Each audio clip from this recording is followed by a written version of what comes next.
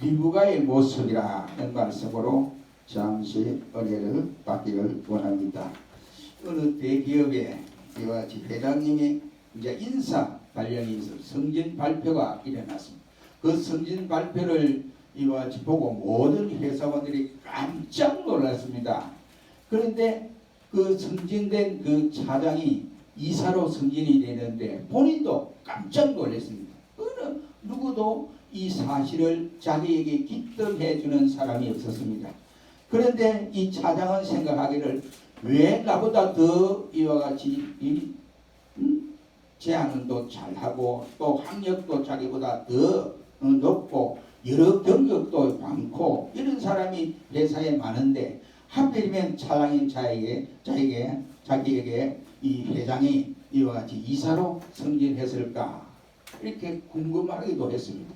그러나 한편으로는 이 회장은 다른 사람인 부장도 있고 뭐 다 있지만은 그러나 똑똑하지만은 또 학력도 좋지만은 이 차장을 눈여겨 벌써부터 보았더라는 겁니다. 그리고는 그 차장을 통해서 관심이 대단히 많았다고 합니다. 그리고 그 차장을 승진시킬 때에 차장에서 이사로 발탁하여 승진을 시켰다라고 이 차장을 불러놓고 그렇게 이야기했습니다. 그때 이 차장은 너무나 깜짝 놀랄 수밖에 없지요. 그 회장에게 자기의 생명까지도 바치려고 하는 이런 결심을 하면서 어떻게 우리 회장님이 나는 인적 관계도 인맥 관계도 없는데 어떻게 나를 미리 내가 알기 전에 점을 찍어놓고 저 사람을 키워야 되겠다 이렇게 생각하고 이렇게 해서 인사 발령에 차장에서 이사로 발령을 내는 모습을 보고 놀랐다라고 말씀을 하고 있습니다.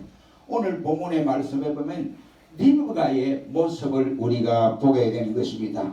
이 리브가 이는 바로 당시 이삭이 살고 있는 가나안 땅에서는 누가 이와 같이 엄청난 부자의 아들과 결혼을 할 것인가, 이것이 여성들에게는 아마 관심의 대상이었다고 할 수가 있습니다.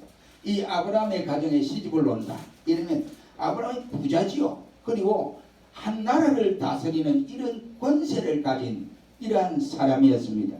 하나님께서도 아브라함에게 약속하기를 나라를 주겠다고 이렇게 약속을 하기도 했습니다. 그런데 실제로 하나님께서 약속하신 그 나라를 주겠다고 약속한 대로 이루어지지만은 그러나 지금 그 아들 이삭을 놓고 장가를 보내는 이 과정에서 누가 저 이삭 그의 아들에게 시집을 갈까 하고 가나안에 있는 여성들은 설레기 시작을 했습니다.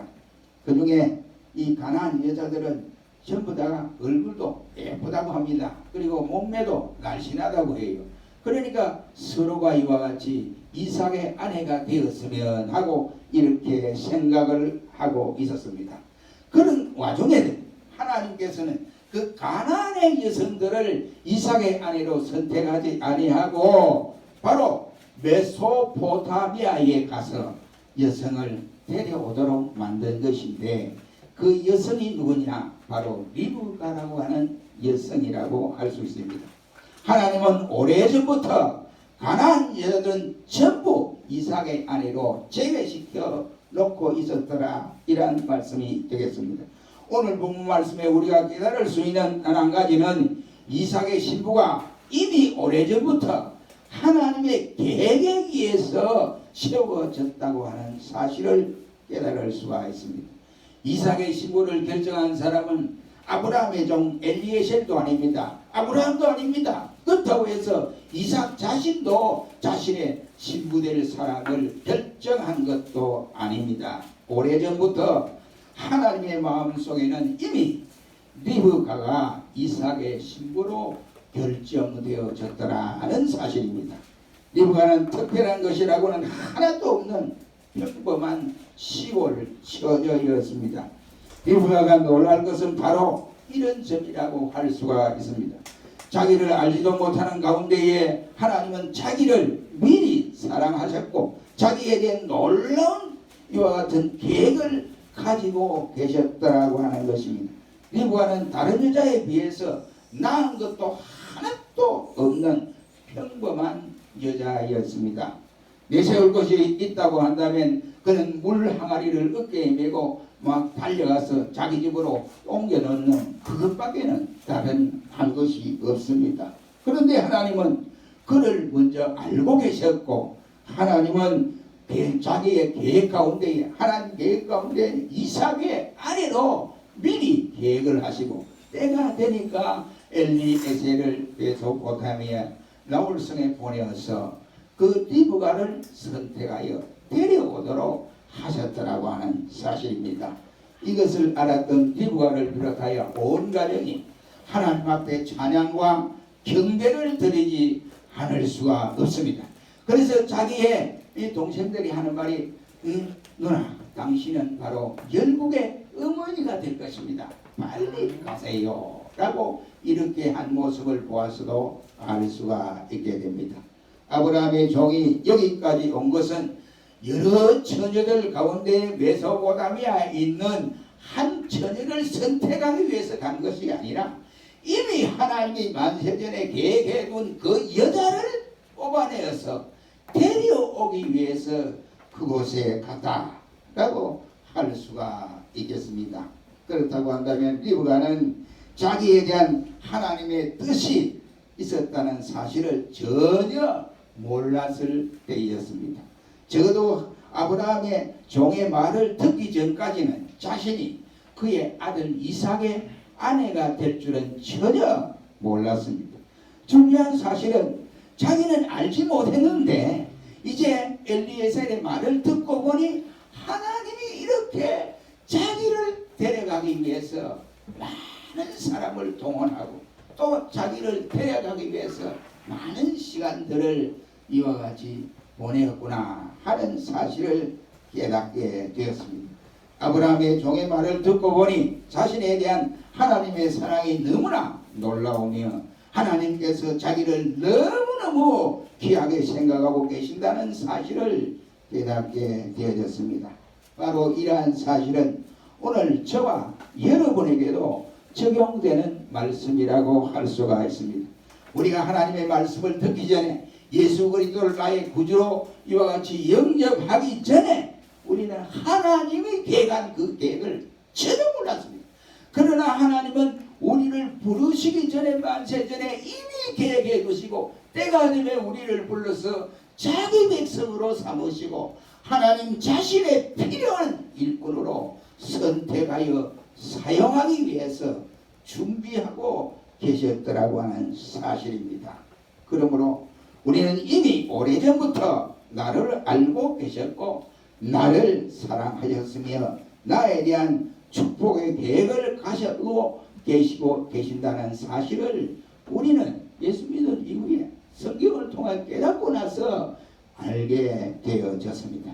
그러나 성경이 우리에게 말씀하고 있는 것이 무엇입니까? 내가 하나님을 몰랐을 때 하나님은 나를 알고 계셨으며 내가 하나님을 미워했을 때도 하나님은 나를 버리시지 아니하고 자기 가까이에 두시고 늘 우리를 사랑해 주셨고 태어나기 전에도 하나님은 나에 대한 계획들을 버리지 않고 계셨더라고 하는 사실입니다.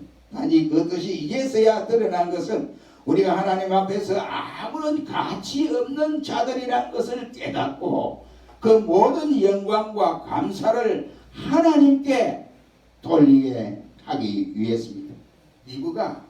리브가라는 이러한 히브리 말은 리베카라는 이러한 말입니다. 이것은 어린 짐승이 도망가지 못하도록 묶어두는 자그마한 이와 같이 이 콜이라고 할 수 있습니다.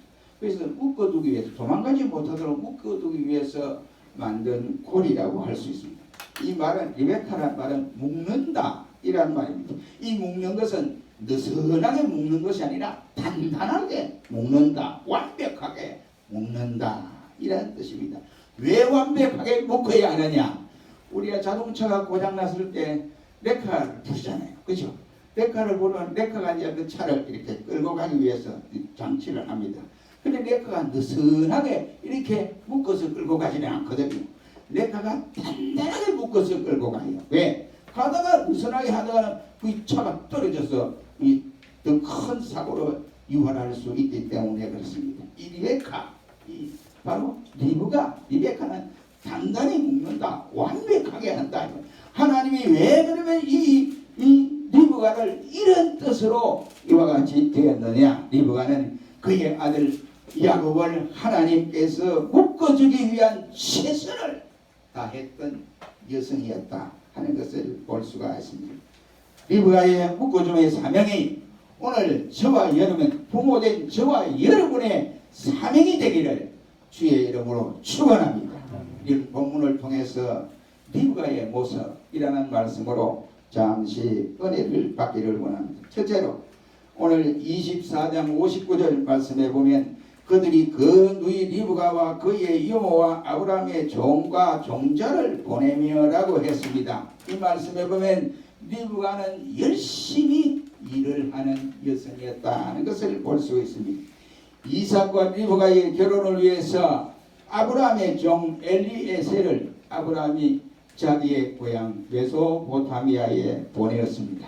그때 어떻게 만나느냐? 우물가에서 리브가를 만나게 되는 것입니다. 24장 15절 말씀에 보면 리브가가 물 항아리를 어깨에 메고 나오니 라고 말씀을 했습니다. 우물가에서 이제 리브가가 이 물 항아리를 자기 집에서 메고 우물가로 와서 물을 길러서 자기 집으로 가려고 했던 모습을 볼 수 있습니다. 창세기 24장 59절 말씀에 보면 리브가가 가정에서 많은 종들이 있는데도 불구하고 자기는 가만히 있어도 돼요. 그 위치가 가만히 있어도 많은 종들이 있는데 그 종들에게 우물가에 물을 좀 길러오세요, 이렇게 물을 길러오너라, 이렇게 또 할 수도 있습니다. 그런데도 종들을 시키지 아니하고 자기가 직접 가서 우물가에 가서 물을 길러러 갔다. 이 말은 바로 일을 하는 사람이다, 이런 말이 되겠습니다. 가정을 위해서 열심으로 헌신하는 리브가는 하나님의 복을 받을 수밖에 없는 여성이었다, 이 말이에요. 가정을 위해서 헌신하는 여성만이, 또 아니면 부모만이 하나님을 위해서도 헌신할 수 있습니다. 가정을 위해서 헌신하지 못하는 사람이 하나님을 위해서 어떻게 헌신하겠느냐, 이 말이에요. 그 가정을 위해서 헌신하는 사람, 일하는 사람이 곧 하나님을 위해서 또 교회를 위해서 헌신할 수가 있다, 이란 말입니다. 데살로니가 후서 3장 10절 말씀에 있으면 일하기 싫거든 먹지도 말라 라고 말씀을 하고 있습니다. 하나님은 부지런한 자를 원하고 계신다, 이란 말입니다. 부지런한 자들이 아름다운 사람들입니다. 하나님은 부지런히 일하는 자들 속에서 역사하시지, 일하지 않고 요래 핑계대고 저래 핑계대고 요래 빼먹고 저래 빼먹는 사람들과 함께 하나님은 역사하지 않습니다. 그러면 왜 리브가가 하나님의 마음에 들었을까 하는 것입니다. 그것은 두말할 것도 없이 부지런히 일을 하는 성실한 여성이었기 때문이라고 할 수 있습니다. 사랑하는 성도 여러분, 우리가 교회 속에서도 사회 속에서도 이처럼 부지런한 사람이 되어야 됩니다.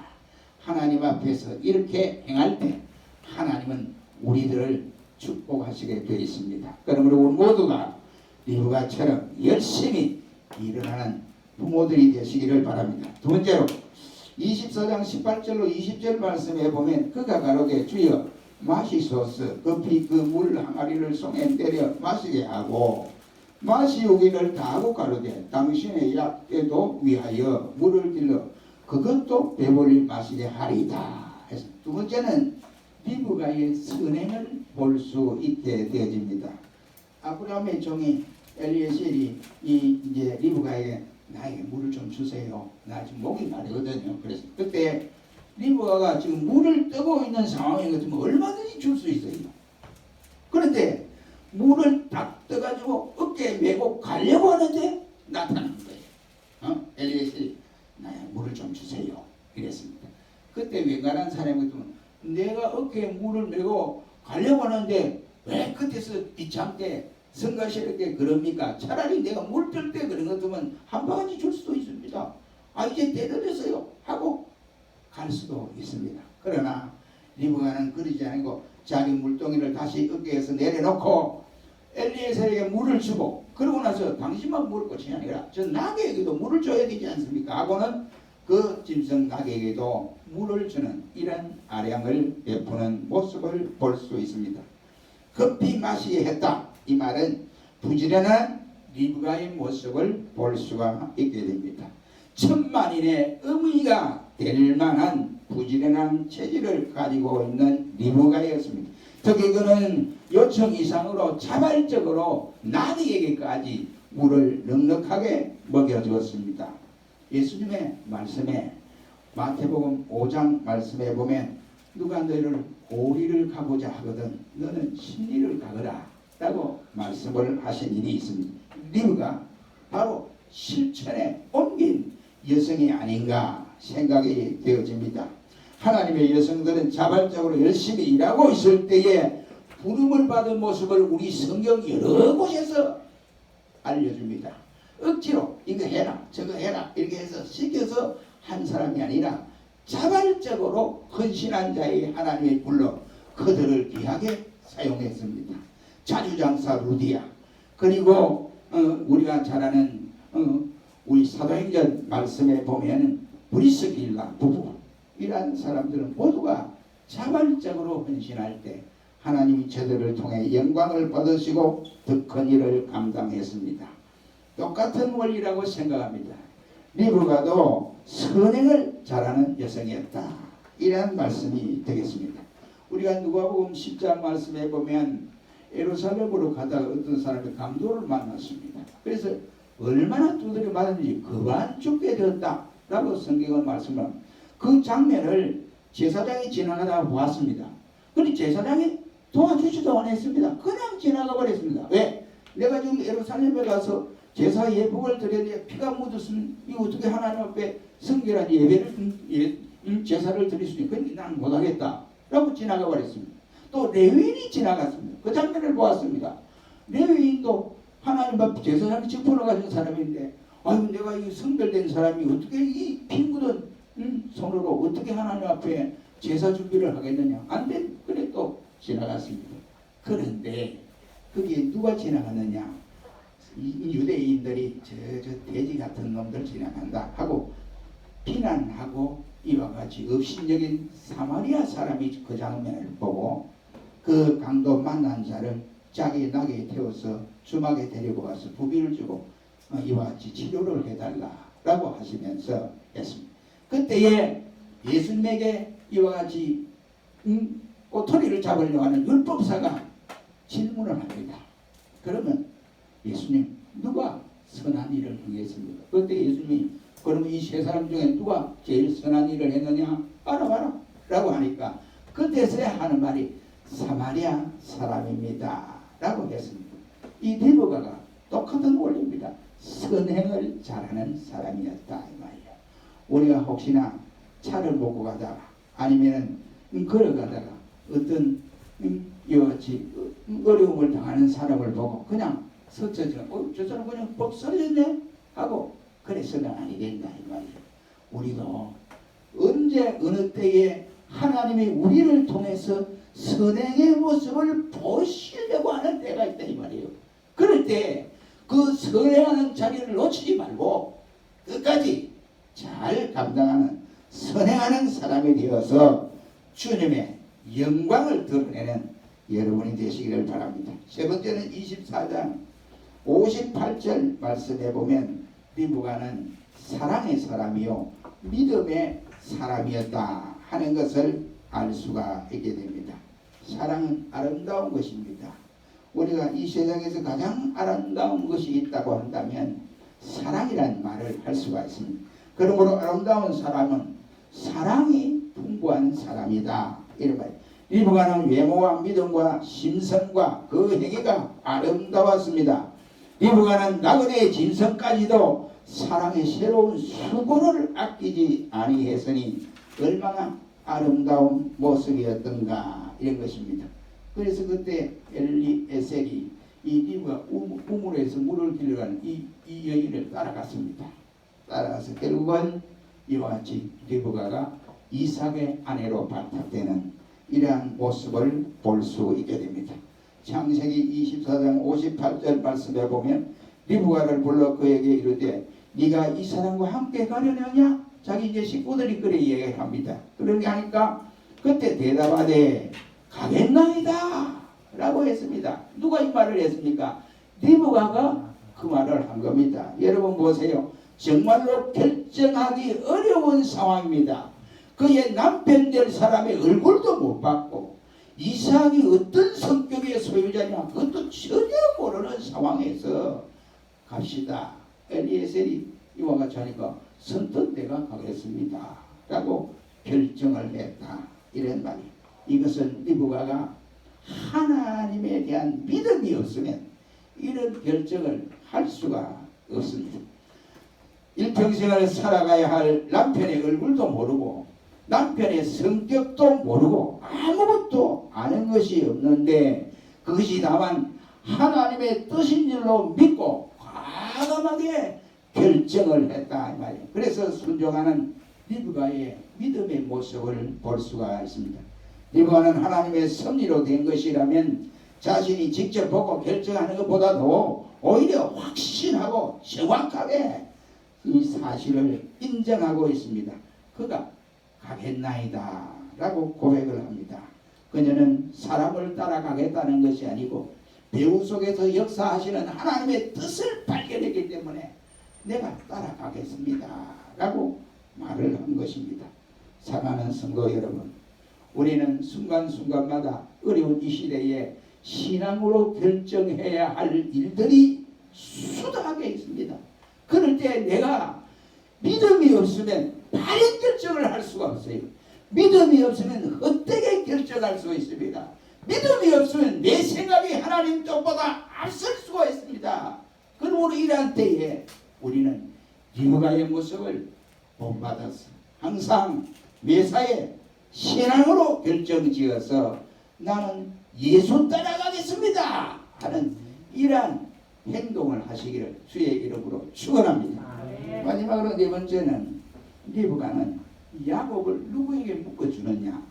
하나님께 묶어주기를 최선을 다한 어머니였다라고 할 수 있습니다. 여러분 자녀를 하나님께 잘 묶어주어서 신앙으로 살아가야겠다고 하는 이러한 부모의 마음은 저와 여러분도 똑같은 원리라고 생각합니다. 리브가가 그랬다 이런 말이에요. 지금 우리가 자녀들 기도하면서 있지만은 우리 마음대로 우리 생각대로 잘 되지 않는 이런 경우도 있습니다. 그러나 하나님의 택한 자녀는 절대로 하나님 버릴 법이 없어요. 그러므로 우리는 그때까지 끊임없이 하나님 앞에 묶어주려고 노력을 하고 기도하고 그를 위해서 이렇게 배려를 할 수 있는 이런 사람들이 조금 기도하다가 응답이 안 되고 마음대로 안 되면 야 이리 와 니 죽으라고 죽는 게 낫다 살아가면 뭐해 이런 말을 절대로 해서 안 됩니다. 그래서 우리는 늘 성경에도 말을 은혜스럽게 하라고 했어요. 은혜스럽게 저주스러운 말을 해서는 아니 된다 이런 말. 리브가는 그런 사람이었어요. 야곱을 하나님께 묶어줬습니다. 그 축복의 결과가 어땠습니까? 이스라엘 야곱에서 난 아들이 12명이잖아요. 그렇죠? 12명이죠? 야곱에서 난 아들이 12명인데 이스라엘의 12지파의 족장이 되었습니다. 이것만 해도 엄청난 축복이에요. 이스라엘을 대표한다 이 말이지요. 그가 받은 물질적인 축복을 뭐 빼놓고라도 이러한 축복의 역사가 일어났습니다. 사랑하는 성도 여러분, 우리가 우리 자녀들을 어쩌든지 하나님과 묶어주는 이 역할을 우리 부모의 입장에서 하지 않으면 안 됩니다.